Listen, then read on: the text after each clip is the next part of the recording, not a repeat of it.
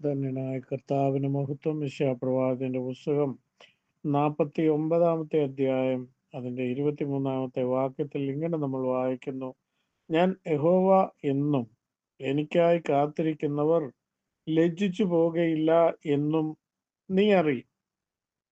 ദൈവത്തിന്റെ പൈതലേ, യെശയ്യാപ്രവാചകനിൽ കൂടി ഇസ്രായേലിന്റെ ആശ്വാസത്തിന് വേണ്ടി ആശ്വാസകരമായ അനുഗ്രഹിക്കപ്പെട്ട ഒരുപാട് വെളിപ്പാടുകൾ അല്ലെങ്കിൽ പ്രവചന ശബ്ദം ഉണ്ടായത് നമുക്ക് കാണുവാനായി കഴിയും. കർത്താവ് യെശയ്യാപ്രവാചകനിൽ കൂടി പറയുകയാണ്, ഞാൻ യഹോവയാകും, എനിക്കായി കാത്തിരിക്കുന്ന ഒരുത്തനും ലജ്ജിച്ചു പോവുകയില്ല എന്നും നീ അറിയും.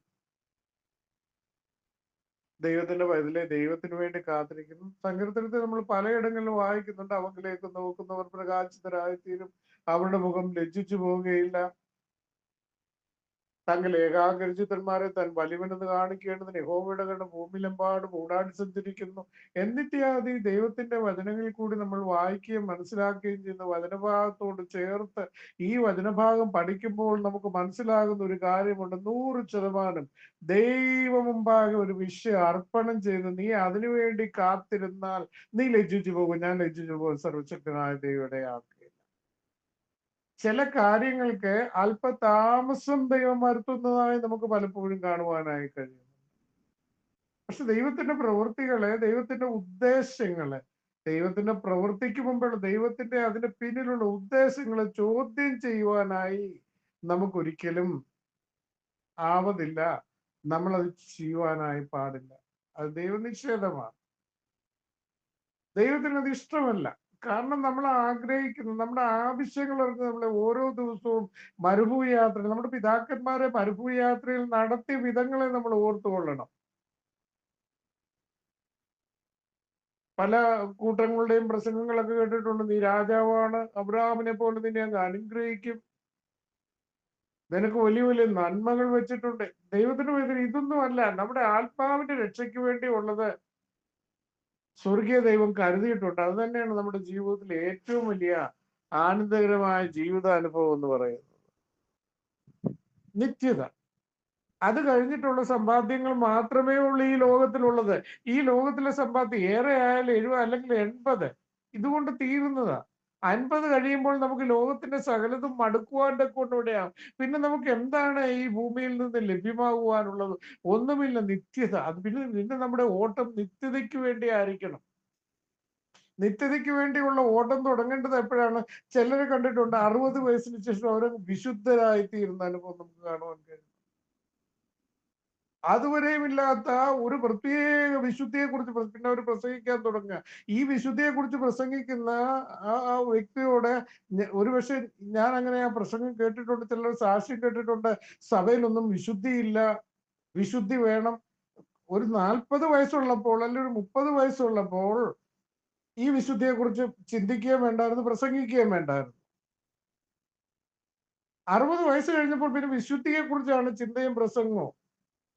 അല്ല, ജീവിതത്തിൽ കർത്താവിനെ കണ്ടുമുട്ടുന്ന അന്ന് മുതൽ ആരംഭിക്കേണ്ട ഒന്നാണ് ജീവിതത്തിന്റെ വിശുദ്ധിയും ദൈവത്തോടുള്ള പറ്റുമാനവും.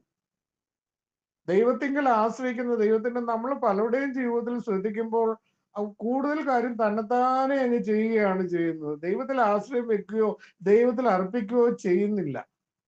തന്നെത്താനെ ഓടി ക്ഷീണിച്ചു കഴിയുമ്പോൾ എന്ത് ചെയ്യുന്നു? ദൈവത്തിങ്കിൽ ആശ്രയം വെക്കുന്നു. അവർക്ക് മനസ്സിലാകും, ഞാൻ ഓടിയിട്ടൊന്നും എനിക്ക് കിട്ടുന്നില്ല, ഞാൻ അധ്വാനിച്ചിട്ട് എനിക്ക് കിട്ടുന്നില്ല, എന്നാൽ പിന്നെ ദൈവത്തിങ്കിൽ അങ്ങ് ആശ്രയം വെക്കാം. അങ്ങനല്ല. ജീവിതത്തിന്റെ ഏത് കാര്യം, അത് ചെറുതാകട്ടെ വലുതാകട്ടെ, ദൈവത്തിങ്കിൽ അർപ്പണം വെച്ചിട്ട് വേണം ദൈവിക ആലോചന പ്രകാരം മുന്നോട്ട് പോയി. ദൈവം ഓരോ സമയങ്ങളിലും ഗൈഡ് ചെയ്യും. അത് ഇങ്ങനെയാണ് ചെയ്യേണ്ടത്, ഇങ്ങനെയാണ് ചെയ്യേണ്ടത്. പരിശുദ്ധാത്മാവ് നമ്മളോട് പറയും. ആ പരിശുദ്ധാത്മാവിന്റെ ശബ്ദം കേട്ടിട്ട് വേണം ഓരോ സ്റ്റെപ്പുകൾ വെച്ച് നമ്മൾ മുന്നോട്ട് പോകാൻ. അപ്പോൾ നാം ചെയ്യേണ്ട കാര്യങ്ങൾ ദൈവത്തിന്റെ പരിശുദ്ധാത്മാവ് നമുക്ക് ആലോചന നമ്മളെ നടത്തും. ഇന്ന കാര്യം ഇന്ന രീതിയിലാണ് നീ ചെയ്യേണ്ടത്, നിന്റെ പാർട്ട് നീ ചെയ്യണം. അത് ദൈവം പറയുമ്പോഴാണ് നമ്മൾ ചെയ്യേണ്ടത്. അല്ലാതെ എനിക്ക് കഴിവുണ്ട്, എനിക്ക് പ്രാപ്തിയുണ്ട്, എനിക്ക് പണമുണ്ട്, എനിക്ക് MLA ഉണ്ടല്ലേ, എനിക്ക് മന്ത്രി ഉണ്ടല്ലേ, DYSP എന്റെ കൂട്ടുകാരനാണ്, അല്ല എന്റെ അച്ഛൻ്റെ മറ്റേതാണ് എന്ന് പറഞ്ഞിട്ട് ഈ ലോകത്തിന്റെ ഇതിൽ പോയിട്ട് പിന്നെ എനിക്ക് ദൈവം തന്നൊന്നും അത് പറയേണ്ട കാര്യമൊന്നുമില്ല. അത് നിന്റെ കഴിവുകൊണ്ട് നീ നേടിയെടുത്തതാ. പക്ഷെ നിന്റെ കഴിവും നിന്റെ ലോകത്തിലുള്ള സകല കഴിവും ജ്ഞാനവും സമ്പത്തും നീ ചെലവഴിച്ചാലും നേടിയെടുക്കുവാൻ കഴിയാത്ത ദൈവം ഒരൊറ്റ നിമിഷം കൊണ്ട് നിനക്ക് നൽകി തരും. അതാണ് കർത്താവ് ഇവിടെ പറയുന്നത്, ഞാൻ യഹോവയെന്നും എനിക്കായി കാത്തിരിക്കുന്നവർ ലജ്ജിച്ചു പോകുകയില്ല എന്ന് നീ അറിയുമെന്നാ പറയുന്നത്. ദൈവത്തിന്റെ പൈതലേ, ദൈവത്തിന് വേണ്ടി കാത്തിരിക്കുന്ന ദൈവത്തിന്റെ പൈതല്, നിന്റെ ജീവിതത്തിൽ ചില കാര്യങ്ങൾക്ക് താമസം വന്നിട്ടുണ്ടെങ്കിലും ദൈവം നിശ്ചയമായി നീ ദൈവത്തിങ്കൽ അർപ്പണം ചെയ്തിട്ട് ദൈവത്തിങ്കൽ മാത്രം ആശ്രയം വെച്ച് നീ ദൈവത്തിൽ നിന്നുള്ള വിടുതലിന് വേണ്ടി മാത്രം കാത്തിരിക്കുന്ന വ്യക്തിയാണെങ്കിൽ ദൈവത്തിന്റെ പൈതല് നിന്റെ മുഖം കരുവാളിച്ചു പോകുക, നിന്റെ മുഖം ലജ്ജിതമാകുവാൻ ദൈവം ഇടയാക്കുകയില്ല. ദൈവം നിന്റെ വിഷയത്തിന് നിശ്ചയമായും പരിഹാരം വരുത്തി തരും. കഴിഞ്ഞ ദിവസം പരിശുദ്ധാത്മാവിൽ ഞാൻ പ്രാർത്ഥിച്ചുകൊണ്ടിരിക്കുമ്പോൾ പരിശുദ്ധാത്മാവ് എനിക്ക് തന്ന ഒരു ആലോചന ഇങ്ങനെ, ഈ ആണ്ടിന്റെ 2ാം പകുതിയുടെ ആരംഭ സമയങ്ങളിൽ തന്നെ കഴിഞ്ഞ ദിവസം സ്നേഹ സന്ദേശത്തിൽ കൂടി ആമീൻ ഞാനത് വെളിപ്പെടുത്തുവാന്റെ കൊണ്ടിടെ ഈ ആണ്ടിന്റെ 2ാം പകുതിയുടെ ആരംഭ സമയത്ത് തന്നെ ദീർഘ വർഷങ്ങൾക്ക് മുമ്പ് നീ പ്രാർത്ഥിച്ച് പ്രാർത്ഥിച്ച് പ്രാർത്ഥിച്ച് ഇപ്പോൾ അതിന് വിടുതലുണ്ടാകും. സോറി, ഇപ്പോൾ എനിക്ക് ദൈവത്തിൽ നിന്ന് മറുപടി ലഭിക്കും എന്ന് കണ്ടതിൽ മറുപടി ലഭിക്കാതിരുന്ന് വിട്ടുകളഞ്ഞ ചില പ്രാർത്ഥന വിഷയങ്ങൾ, പുരാതന ശൂന്യങ്ങളെ പണിയുവാനായി നീ ആഗ്രഹിച്ചു, നീ പ്രാർത്ഥിച്ച ചില പ്രാർത്ഥന വിഷയങ്ങൾക്ക് ദൈവം ഈ ആണ്ടിന്റെ 2ാം പകുതിയുടെ ആരംഭത്തിൽ തന്നെ ദൈവത്തിന്റെ പൈതൽ നിനക്ക് മറുപടി തരുവാൻ പോകുകയാണ്. നീ ലജ്ജിച്ചു പോകുവാൻ ദൈവം ഇടയാക്കുകയില്ല. നിന്റെ ദേശത്തെ ജാതികളുടെ മുമ്പിൽ തലകുനിക്കുവാൻ ദൈവം ഇടയാക്കുകയില്ല. നാറ്റം വെച്ച ലാസറിനെ നാറ്റമില്ലാത്ത ജീവനുള്ള ദേഹിയായി പുറത്തു കൊണ്ടുവന്ന അതേ ദൈവത്തിന്റെ ആത്മാവിൽ ഞാൻ ഈ പ്രഭാതത്തിൽ നിന്നോട് പറയുന്നില്ല, നാറ്റം വെച്ച് വരികയില്ല. കല്ലറ തുറക്കപ്പെടും, കെട്ടപ്പെട്ട ലാസറിന്റെ കെട്ടുകൾ അഴിക്കപ്പെടും.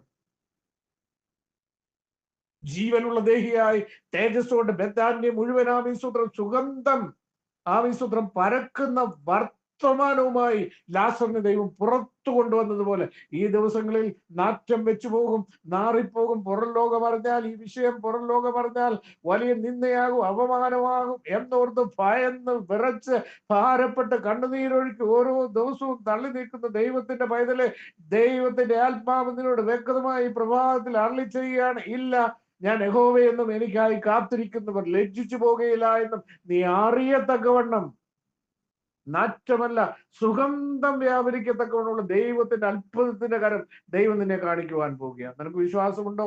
നിന്റെ വിശ്വാസം ഒന്ന് വർദ്ധിക്കട്ടെ. വിശ്വസിച്ചാൽ നീ ദൈവത്തിന്റെ മഹത്വം കാണുമെന്ന് മാർത്തയോടും മറിയോടും പറഞ്ഞ അതേ വചനം നിന്നോടും പറയും. നീ ഒന്ന് വിശ്വസിക്കേ. ദൈവത്തിന്റെ മഹത്വമേറിയ പ്രവൃത്തി നിന്നെ കാണിക്കുവാൻ പോവുക.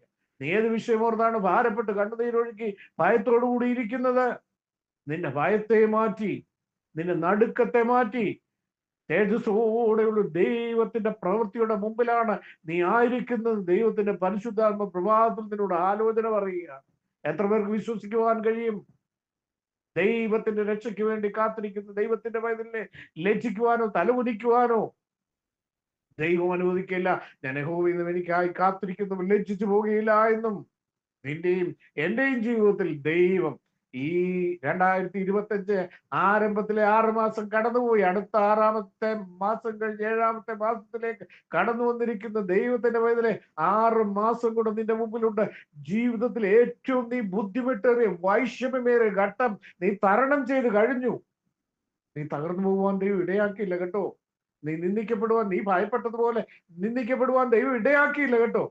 നിന്റെ മുഖത്തെ ദൈവം പ്രകാശിപ്പിക്കുവാൻ പോവുകയാണ്. വചനങ്ങളാൽ ദൈവം നമ്മളെ സഹായിക്കും.